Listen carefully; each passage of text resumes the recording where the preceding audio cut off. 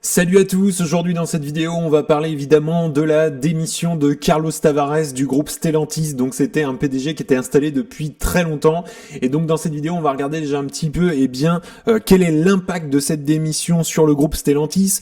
Pourquoi l'action Stellantis est en baisse depuis le début d'année 2024 quand même en bourse? Quel est l'avenir du coup de Stellantis suite à la démission de Carlos Tavares? On va regarder ensemble un petit peu aussi les chiffres, notamment les derniers trimestres du groupe. Et puis à la fin de cette vidéo, je te dirai si j'achète l'action Stellantis, notamment suite à la démission de Carlos Tavares. D'ailleurs, tu peux en profiter aussi pour mettre un petit like à la vidéo, ça permet de soutenir la chaîne et je te remercie grandement. Alors si on regarde déjà, la démission, Carlos Tavares a quitté ses fonctions de PDG de Stellantis, notamment au 1er décembre 2024. Donc voilà, ça fait vraiment quelques jours. C'est une décision qui semble surtout avoir été précipitée par des désaccords stratégiques avec le conseil d'administration. Bien qu'officiellement c'est qualifié évidemment de démission, mais la situation ressemble plutôt davantage à une perte de confiance mutuelle, notamment entre Tavares et puis les autres dirigeants du groupe. Il faut savoir aussi qu'il y a les performances financières de Stellantis qui sont pas très bonnes, et notamment aussi on a une chute de près de 40% quand même de la valeur des actions en 2024. Depuis le début de l'année, c'est quand même catastrophique. On regardera ensemble juste après le cours de l'action. Et puis aussi, il y a des divergences sur la stratégie de restructuration qui pourrait avoir joué justement un rôle clé dans ce départ de Carlos Tavares. On en avait déjà un petit peu parlé sur la chaîne de ce monsieur Tavares qui était au bord d'un 4x4 dans une émission d'une autre marque. Et donc, un comité notamment temporaire dirigé par John Elkann assurera évidemment la transition en attendant de nommer un successeur à Tavares. Et ça, ce serait prévu pour le début de l'année 2025. Donc également, évidemment, la démission, ça a un impact. Et quel impact? Pour Stellantis.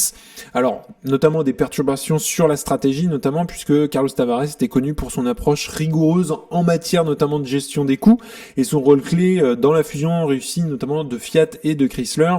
Et puis, on a aussi PSA, pour former à la fin Stellantis, donc il y a quelques années, et son départ pourrait créer évidemment une incertitude quant à la continuité stratégique, notamment dans un contexte de transition énergétique, on le sait, de pression sur les marges, dans l'industrie automobile. C'est un secteur aussi qui est cyclique, l'automobile. Et puis, réaction du marché, forcément, les investisseurs ont déjà manifesté des inquiétudes, on en a parlé tout à l'heure, comme en témoigne d'ailleurs le cours qu'on a vu sur l'année 2024. Et puis, évidemment, l'absence de leadership clair à court terme pourrait renforcer la volatilité surtout de l'action et puis la prudence évidemment des investisseurs. Alors si on regarde aussi en termes de gestion de la transition, on l'a dit, mais John Elkann, qui est le président de Stellantis, assumera évidemment un rôle de supervision pendant la période de transition.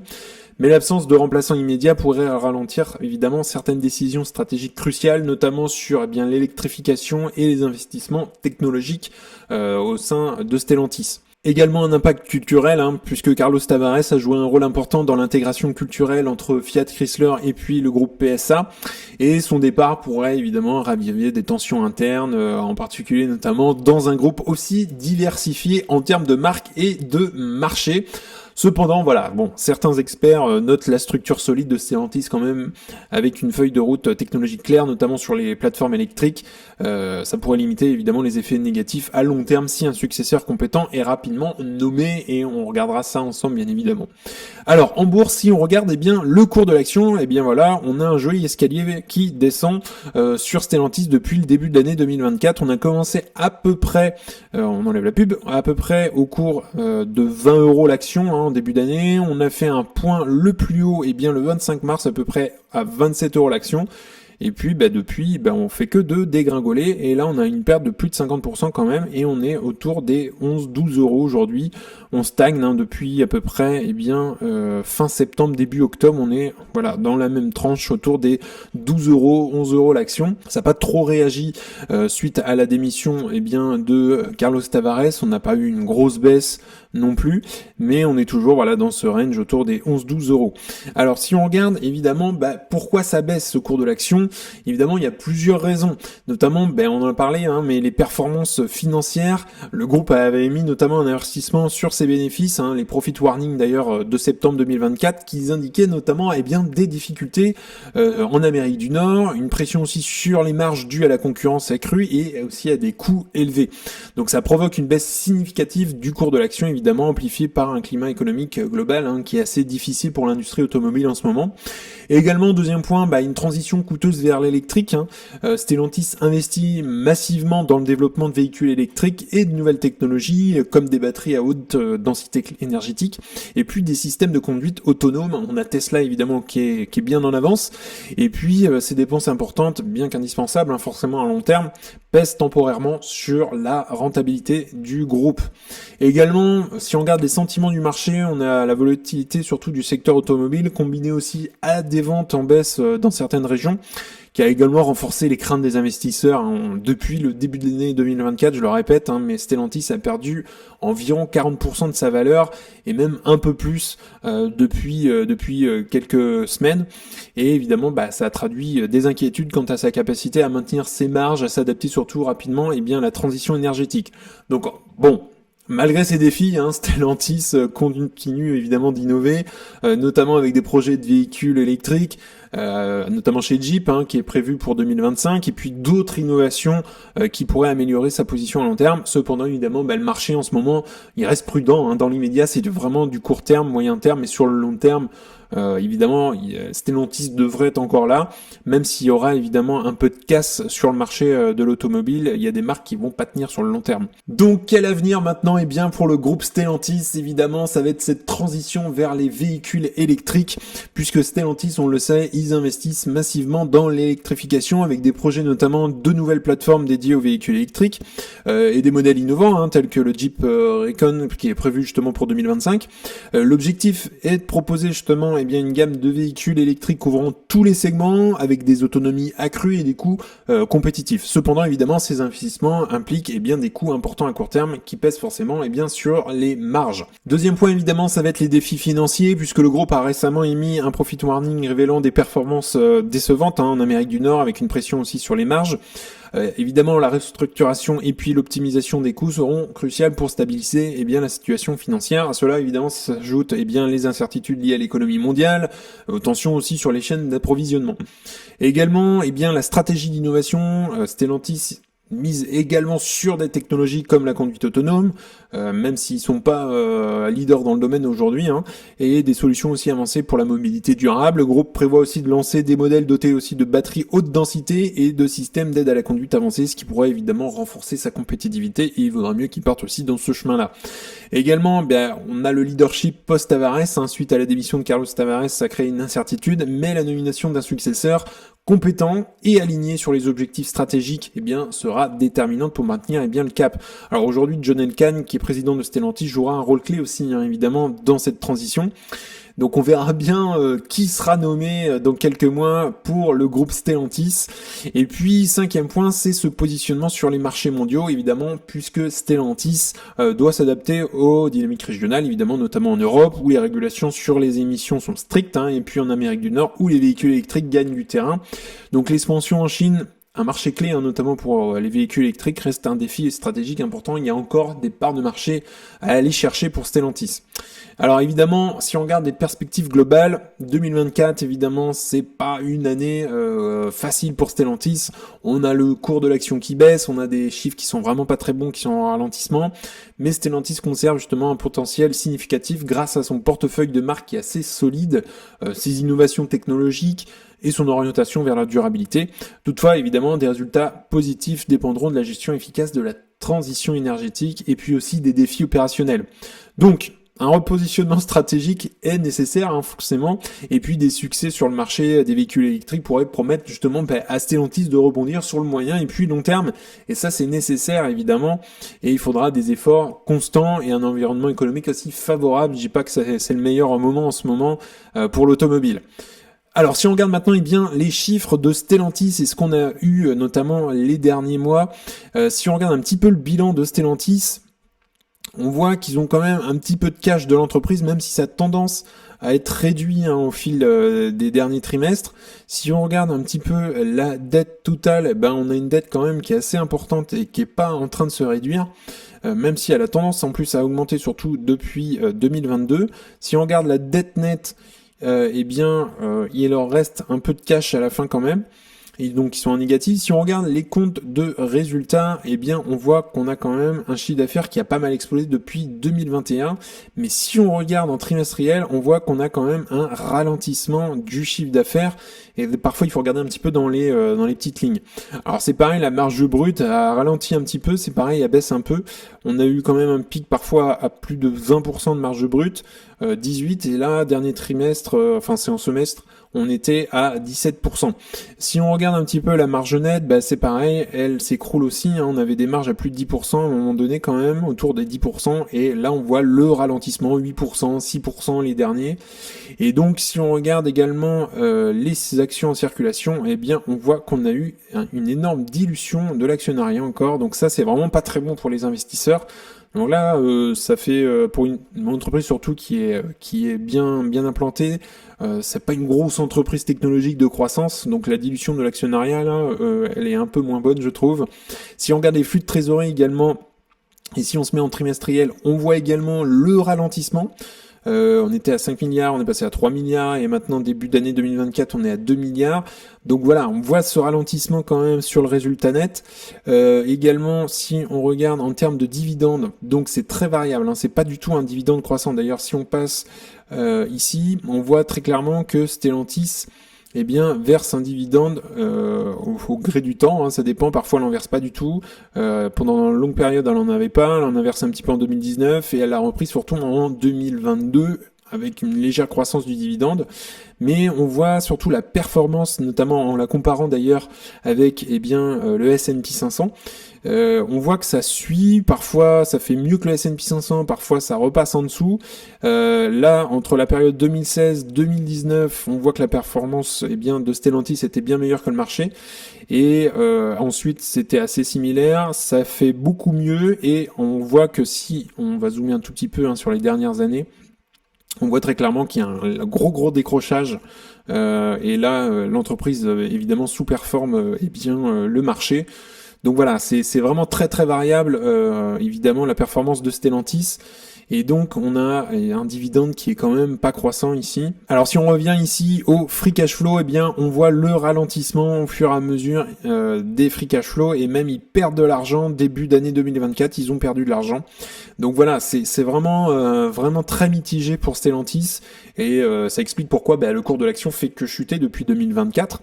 Donc c'est une entreprise quand même qui est mitigée, je trouve, quand on regarde dans le bilan, dans le compte de résultats, dans les flux de trésorerie. On a quand même un chiffre d'affaires qui s'est apprécié ces dernières années, donc ça c'est plutôt positif. Si on regarde les free cash flow, c'est quand même très moyen, hein, parce que c'est quand même très variable. Ils ont quand même perdu de l'argent. Début de 2024, on voit ce ralentissement. C'est un secteur cyclique, bien évidemment, faut pas l'oublier. Ils ont un ROCE quand même qui est un peu en dents de scie, même si elle a eu tendance à s'améliorer ces dernières années. En termes de dette, free cash flow, ils ont pas de gros problèmes de dette, ils ont quand même du cash. Évidemment, le point assez noir, c'est que Stellantis a énormément dilué ses actionnaires ces dernières années. Et puis, la marge de free cash flow est quand même très moyenne, hein, voire même mauvaise. Donc voilà, c'est une entreprise quand même que je trouve assez moyen sur le papier quand on regarde les chiffres. Alors maintenant, la question qui se pose, c'est est-ce que Stellantis a un moat, donc un avantage concurrentiel durable? J'ai envie de dire, c'est un peu mitigé, évidemment. Alors, quelques forces qui peuvent constituer un moat, notamment, ça va être ce portefeuille assez divers de marques évidemment, et puis reconnues, hein. Stellantis regroupe quand même 14 marques emblématiques. On a Jeep, Peugeot, Fiat, Chrysler, Maserati, etc. qui bénéficient évidemment d'une reconnaissance mondiale, et aussi d'une fidélité importante dans certains segments. Par exemple, Jeep est une marque forte dans le segment des SUV, tandis que Maserati c'est le luxe. Donc ils ont des marques qui incarnent certains secteurs. Évidemment, cette diversité protège Stellantis contre les fluctuations de la demande dans une seule catégorie ou une seule région. Ils sont implantés mondialement, donc ça c'est un point positif pour son moat. Deuxième point, évidemment, ça va être les économies d'échelle, puisque grâce à sa taille et puis à la fusion aussi qu'on a eu avec Fiat Chrysler et PSA, Stellantis évidemment peut répartir ses coûts fixes sur un volume important de production, ce qui permet évidemment de rester compétitif sur les prix. Les synergies générées par la fusion ont permis évidemment des économies significatives, et puis ça renforce sa compétitivité.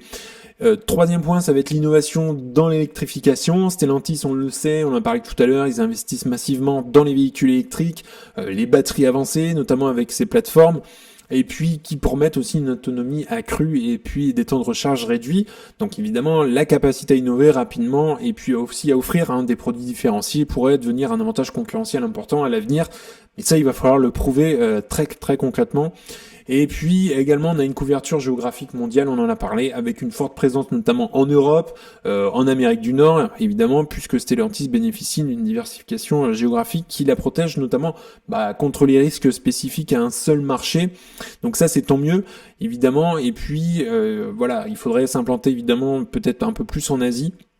En tout cas, c'est ses ambitions d'être un peu plus sur les marchés émergents et ça pourrait élargir évidemment cette couverture.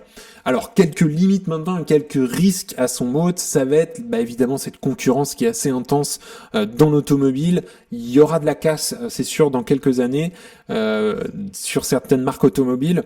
C'est extrêmement concurrentiel. On a Tesla qui est un leader dans l'électrique et dans l'innovation, dans la conduite autonome. C'est pour ça d'ailleurs que je suis investi dans l'entreprise. Et c'est Tesla pour moi pas une entreprise uniquement d'automobile. Et puis on a Toyota, on a Volkswagen également en groupe qui domine évidemment ces segments clés. Donc en fait dans la course de l'électrification, Stellantis doit encore rattraper son retard face notamment à Tesla et puis d'autres pionniers dans les véhicules électriques, notamment je pense aux acteurs chinois qui sont aussi bien avancés. Deuxième point, on a ici des coûts élevés de la transition énergétique. Bien que l'innovation soit essentielle, les dépenses massives en recherche et développement, notamment pour les véhicules électriques, les batteries, les conduites autonomes, représentent un risque financier à court terme. Et puis donc, si ces initiatives échouent à capturer une part de marché significative, ça pourrait évidemment peser sur la viabilité du groupe. Également, cette dépendance aussi à certaines marques, notamment comme Jeep, Ram, qui représentent une part disproportionnée surtout des profits du groupe, en particulier notamment en Amérique du Nord, et il y a une baisse de performance dans ces segments, ça pourrait évidemment fragiliser l'ensemble du groupe Stellantis. Donc, si on fait une petite conclusion un petit peu sur le mode de Stellantis, il y a des éléments d'un mode grâce notamment à son portefeuille de marque, on en a parlé, ses économies d'échelle qu'ils peuvent faire, aussi les investissements dans l'innovation. Mais évidemment, ce mode reste vulnérable, notamment avec la concurrence intense.